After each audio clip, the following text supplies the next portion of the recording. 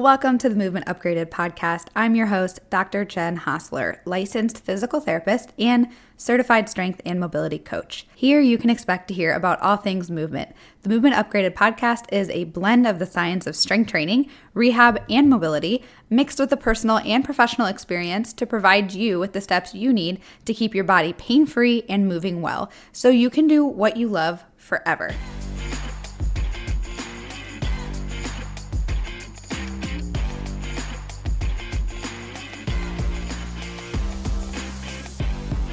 Welcome back to the Movement Upgraded podcast. This is episode number 8. We are going to talk about the differences between mobility and flexibility. We're going to define those terms so you can understand them a little bit better.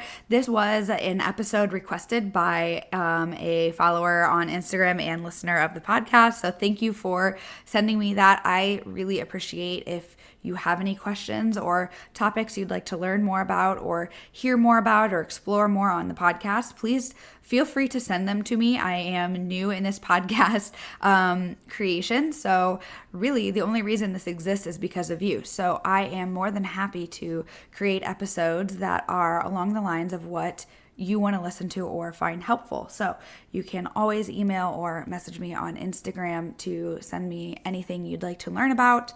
And thank you for those of you who've reviewed so far. If you have not left a review on this podcast and you would like to because you've really enjoyed the podcast, please do so. It's super helpful for everybody to know what the podcast is about. So thank you for that. For those of you who have already, from the bottom of my heart, I really appreciate it. With that being said, let's jump into it. We're going to define mobility and flexibility today. We're going to talk about if it matters and or why it really matters to understand these things. I don't love getting nitty gritty about definitions and arguing over those because the internet specifically likes to do that a lot and it sometimes loses people. So we're going to talk about that. And then we're going to talk about hypermobility specifically and injuries because that goes right along with this conversation. So without further ado, let's define mobility and flexibility so we can get an understanding of these terms if you don't already, or maybe you do, but you want to hear a different explanation. That's what we're going to cover. So number one, I want to cover flexibility first. This is a more well-known term that has been around in the fitness world forever, like for a very long time. The way that I typically define this when I'm working with people is just the flexibility is the options that you have available to you in your ranges of motion. It's the extensibility of your tissues, the ability of your joints to be moved across the ranges of motion. Mobility, on the other hand, is a little bit newer of a term, and it has a couple different definitions. I will tell you how I typically define it, and when I talk to people, it really comes down to your move ability. It's your access to those options that I just talked about with flexibility. It's your ability to contract your own muscles, your own tissues at that joint, and produce the movement across that joint. There are often differences between our flexibility and our mobility. And depending on who you are, you might have more differences. Depending on who you are, you might not. And depending on which joint we're looking at in your body, you might have a big difference between those. And in another joint, you might not have a very big difference. We will all have a little bit of a difference between how much range of motion we actually can actively access and produce at the joint and how much range of motion someone else could move us through. And that's really the difference between mobility and flexibility. So in the office, I will typically explain this as the difference between your active range of motion and your passive range of motion. I will start by saying this is an incomplete definition, but it is a foundation for understanding these two terms. And I really think that before we can get into the nuances and discussing these as if we are getting PhDs in, kinesiology and biomechanics, we really have to understand the basics, right? And most of us are not trying to argue all of these nuances. We're just trying to understand the basics. So with that being said, we have to understand some foundation, and understanding the difference between passive and active range of motion is really the most that majority people need to know, and it's what everybody needs to start with. So the difference between your passive and active ranges of motion is really the difference between passively what I could move your body through. So let's say I'm looking at your shoulder. Me moving your arm overhead or flexing your shoulder is your passive range of motion. You're not doing anything to produce that movement except for relaxing. I'm doing all the movement. Me asking you to reproduce the same movement using your arm muscles to bring your arm up overhead, that would be your active range of motion. And that requires some degree of strength. You have to be strong enough to lift your arm against gravity and strong enough to pull it all the way through your full active range of motion. So the amount that you move is your range of motion. The amount that I can move you through is your passive range of motion. The amount that you move through is your active range of motion. So active range of motion has to do with your strength and control. Passive really just has to do with the extensibility of the tissues that would resist the movement. So that's as complicated as I typically get with my clients. Now, why does this matter? Or if it matters, I kind of already touched on this a little bit. I think that we tend to get so obsessed with trying to be the person with the right definition on the internet. I'm looking at like my colleagues and my coaches and everybody who likes to produce content. I am not somebody who loves the arguing because I think the people who lose are the people we're trying to educate, which are all the people who are not studying this. And if they are lost and they don't really know what terminology it is that and the definitions and understanding of what these words mean, then we're kind of not doing a very good job. I would love to see us in the movement industry and the fitness industries get a little bit more on the same page of the definition of these terms, which is why I'm covering this. But we are not there yet, and depending on where you go, you'll have a slightly different definition. The overarching theme should really be how much you can control versus how much you have, how much opportunity you have, or passive range of motion or flexibility you have. That's kind of the basic foundation of what I wish we could all get on the understanding of.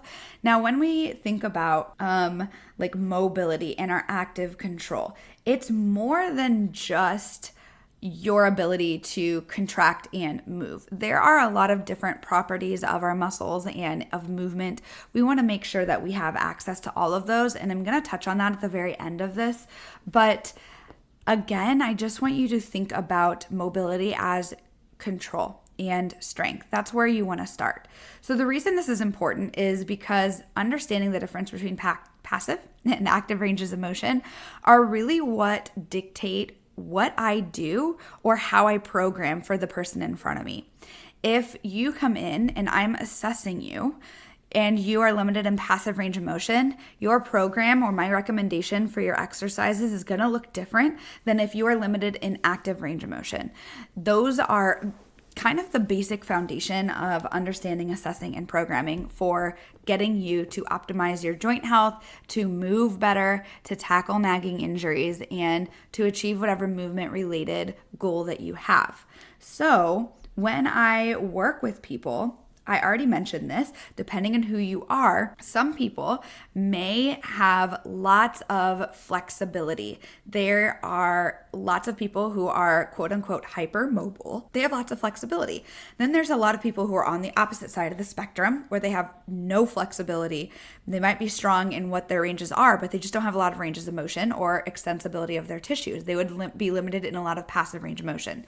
People on the other side of the spectrum that I mentioned first will be hypermobile. So they'll have lots of flexibility, but they might not have a lot of strength and control. I typically work with a lot of people more on the hypermobile end of the spectrum. Now, there are going to be people who have different joints with different things. So you can have one joint, when I assess it, is going to have lots of range of motion and maybe not very much control. And in another joint or another position or another range of motion, you can have maybe all the active control, maybe not all the active control. Maybe you're limited in passive range of motion, meaning I can't push you through full range of motion for what you need, but you have access to all of the range of motion that you have. So you are just limited in passive range of motion and we would address that differently. You can have different joints with different things. That's my point of that little conversation there. So what we really want to understand is we take everything on a joint by joint basis and a movement by movement basis. So I'm going to look at your shoulder or your hip, and I'm going to look at both of those in all of their movements, in internal and external range of motion, in flexion and extension and abduction and adduction. So you can be limited in some of those in some ways and limited in some of those in other ways, and it's all different. And this is why we just complete a thorough assessment and see what we find, and we address what we find. That's how simple it is. So the reason that this is important, though, to understand is because, again, if you're limited in active range of motion, my approach is going to be slightly different. I'm going to work on getting you to find and access the tissues that are in those positions that you need. Versus if you're limited in passive range of motion, then I'm going to be working to create more extensibility of your tissues. You're going to have to stretch more. You're going to do similar things to make sure that when you're stretching, you're not just producing a lot of flexibility that you don't have access to, because what good is that going to do? If I'm just stretching all day long and I'm not trying to actively control and produce force and strengthen those tissues and access them, then when am I going to be able to utilize them if I cannot access them when I'm just like focusing on that new movement? So a lot of old flexibility approaches or a lot of rehab approaches will be lots of stretching. And those stretches will often be for people who actually don't need stretching. They need active range of motion, like control exercises, because we get lost in translation a lot in rehab. But two, sometimes they'll just be perpetuating issues by increasing more passive range of motion and not making sure we have access or control or strength of all of those ranges of motion. When I'm assessing people, and in the FRC lingo, which I've talked about in the past, is a course that I've taken and I base a lot of what I do off of, we will define a person who has lots of passive range of motion, but not lots of control of that or active range of motion, as having an active passive deficit. This concept just means you have tons of options, but you don't have access to any of them, or not a lot of them. All of us will never have access to all of the ranges of motion. There will always be a slight deficit.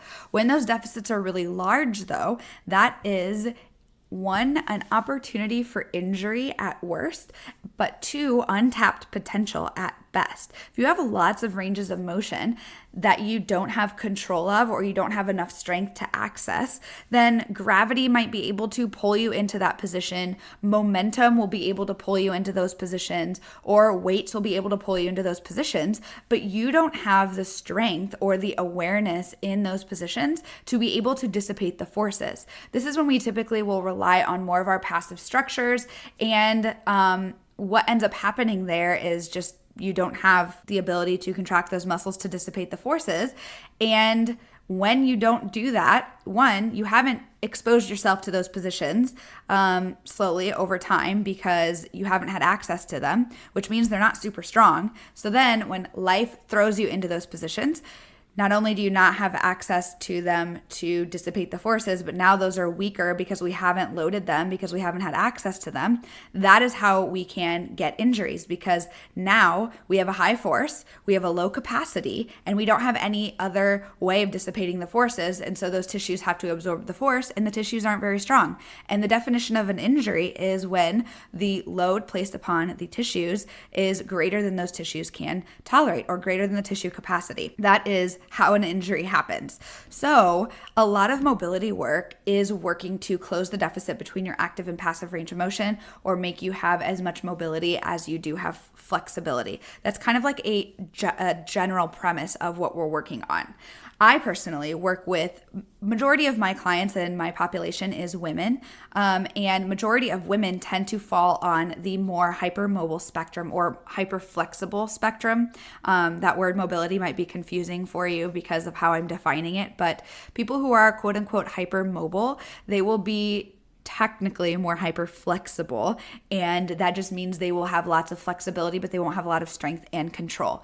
Now, as I mentioned earlier, and I just kind of said, it's a spectrum of mobility or flexibility. So you can think of a lot of, some people will fall more towards the hyper flexible spectrum, and some people will fall more towards the other end, which will be super, not hyper tight, because I don't like that word, but lack flexibility and lack a lot of their passive range of motion and have very low extensibility of their tissues. So we can fall on those ends of the spectrum, and that doesn't mean every single one of our joints are only those things. So I would caution you, if you're a coach or clinician, to remember that just because somebody is hypermobile doesn't mean they don't need to stretch. It just means majority of the time we need to spend more time on active control and strength. But remember, it all is dictated by the assessment. So you can kind of create theories all you want, but when you assess, it'll tell you what you need to do. So when I work with mostly women, we are spending a lot of time on just learning to access tissues and become super aware of contracting in different positions. So for those people, they are going to be at higher risk for injuries, and they experience more pain in general throughout their lives.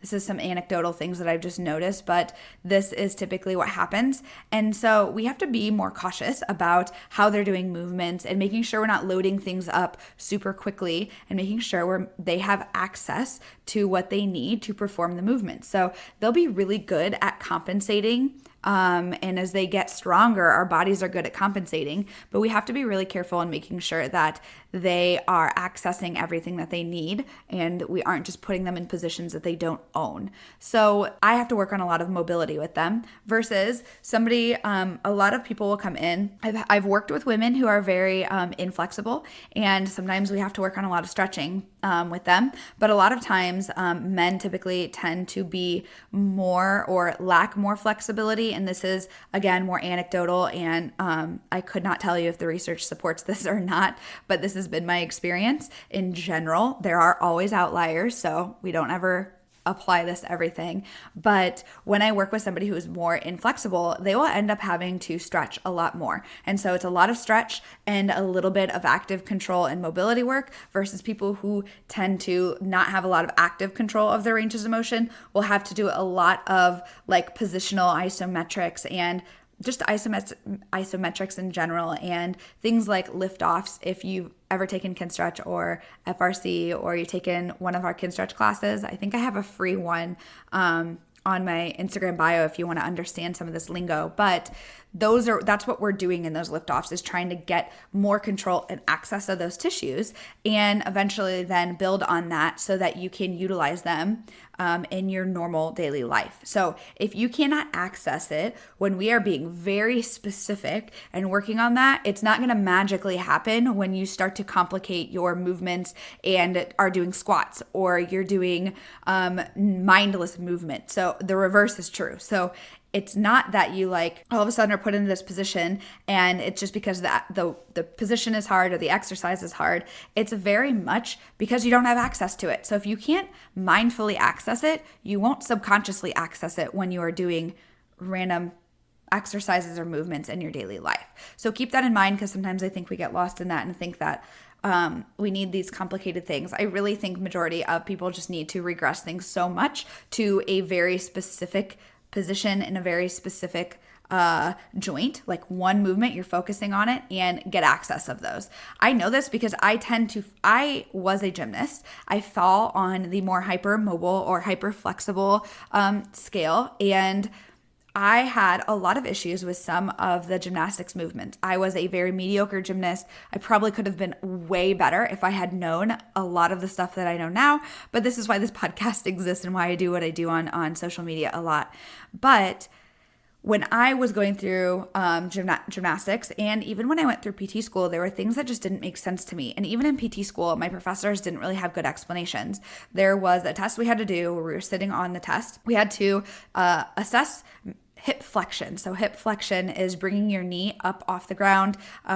If you're sitting with your legs hanging over the edge of a table or a chair, you're just bringing your knee up towards your chest. And that was a part of our neurological screen, our neuro screen, just to assess to make sure reflexes are intact and motor control and sensory control are still there. And I lifted my leg and I felt like I was falling over. I barely could lift my leg, first of all. Second of all, when my partner, who was one of my classmates at the time, went to push my knee down and told me to resist him, I had a severe, significant cramp and I about fell off the table. And I looked at my professor. I said, "Why is that happening?" And he was like, "Well, it doesn't matter. You were able to contract and lift your legs, so it means your reflexes are intact and you don't need to worry about it." So this is a perfect example of like one of the things that were really frustrating for me in PT school, because a lot of times in the medical world, we're really good at getting people out of like sickness, and that's great. But the people who maybe aren't like super significantly injured or significantly dealing with a lot of illness, but want to perform better, there's not a good amount of care for them. And that's why I exist. And a lot of what I do is have one foot in fitness and one foot in rehab and like healthcare, because I think there is a big gap for people who want to move well and feel good and tackle the nagging thing. But a lot of other clinicians just don't have the tools or the resources, because of the way that insurance clinics are run, to be able to provide that for you. So it turns out the reason that my knee or my hip, one, couldn't really lift it very well, and two, cramped, is because I have a huge active passive deficit in hip flexion. Strength is angle specific, so I can be super strong, or you can be super strong in one position, in one part of your range of motion, but not even know your leg exists or be able to move it against gravity in other positions. So when I lifted my leg, I had enough strength to lift my own leg against gravity, but barely. But as soon as he added force, I didn't know how to resist that because I just didn't have the strength to. And so I cramped. And so that inability to fine tune how much of a contraction you need, because our strength and our ability to produce force is on a spectrum from 0 to 100%. 0 would be paralyzed, like you would have no ability to contract that muscle. Most of us are not there. You're probably at somewhere around like 5 to 10%, all the way up to 100%. When I lifted my knee above 90 degrees, because I was sitting at a 90-degree angle for my hips, I barely knew my hip existed, and I could not get my knee all the way to my chest if I tried. Now, that's a really important movement, hip flexion, in a lot of gymnast drills and a lot of other things, and I've worked really hard to get that back now. And believe it or not, hip flexion is really important for the ability to get into and out of a deep squat really well. And so that's actually helped me significantly, and my squats look so much better since working on this stuff in the past like 4 years. So all of that to say, having active control of all of your passive range of motion, or having mobility, is really, really important, especially if you are somebody who tends to be more on the hypermobile or hyperflexible spectrum. And that is one of the important parts of it. Now, understanding that mobility is our active control, and our strength is like the baseline foundation. All of our muscles need to have more properties. So I usually kind of walk people through like some of the steps that I'll go through with them, because we don't just start at having access to it, right? Like you need access. So the first step is usually, are you aware or can you contract the muscle in that position? And then I'll working on contracting through a spectrum of the percentages. So we'll see if they can contract at 20%, at 40, at 60, at 80, and at 100, or whatever their 100% is at that time. For a lot of people, the ability to fine tune that is not very good, and they will go from 0 to 100 like that, and that 100% contraction ends up being a cramp. So if that's you, it's just an inability of you to kind of fine tune how much of a percent that you want. It's a lack of connection between you and that muscle. It's kind of like, instead of having like this clear-cut connection, everything sounds really great, it's kind of more fuzzy, and you just have to spend more time working on it. That's that neuromuscular control, or that quote-unquote mind-body connection that we talk about a lot. So once they kind of get a good ability to contract from the small amount of contraction all the way up, and kind of ramp up and ramp down pretty well, then I will make sure that they are able to contract hard enough to move their own limb against gravity. So again, we want to make sure they can get up to a pretty good contraction, and then I want to see if they can move their own limb against gravity.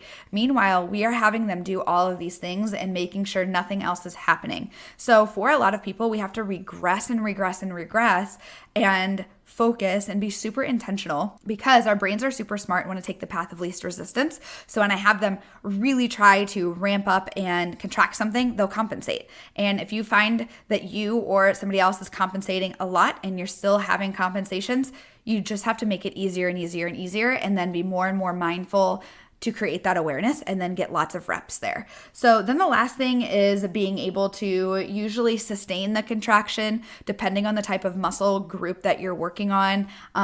It may be more important than others. Like a type 1 muscle fiber, you might need to work on more endurance and sustaining contractions versus a type 2, which is more power and force production and speed. So those properties are all important and something you want to add and train and work on if you're working on your mobility. So mobility includes like all of the ability to do that, right? It's your movability in all the ways, but it really all boils down to starting to make sure that we have control and access to the tissues. Like that's the number one thing. And then the progression is making sure we're just progressively overloading in all of the ways that I explained. So that is everything that I wanted to cover about mobility and flexibility today. We did get a little bit nerdy. Hopefully I didn't lose you, but just remember that mobility is your movability. It usually starts as just your active range of motion.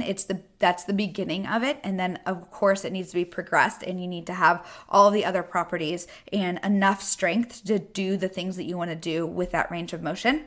Flexibility is going to be your opportunity. So if you don't have the flexibility, you're not going to be able to have the mobility in those ranges of motion. So we have to make sure that your tissues have the extensibility first. And then we need to make sure we are adding load and making sure we are adding force and being able to produce force and adding strength. That's the word to that. It matters because it dictates where you're going with your clients or your patients, or if you are working on this yourself, it matters because it dictates what you are focusing on when you are working on these things. It doesn't matter in the fact that you're going to be wrong or right for defining this. I don't love the arguing over who's right and wrong with defining this stuff. I just don't think it's productive. So I don't want you to sit here and think, well, I've been explaining it wrong this whole time.